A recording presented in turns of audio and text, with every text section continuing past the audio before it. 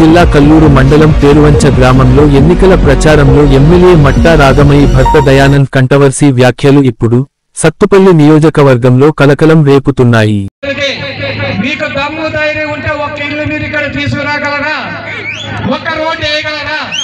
MLA గారి support లేకుండా మీరు చేస్తారంటే ఈ రోజే పోటీలోంచి తప్పుకోవడానికి సిద్ధంగా మా క్యాండిడేట్ ఉన్నాడు తెలియదు.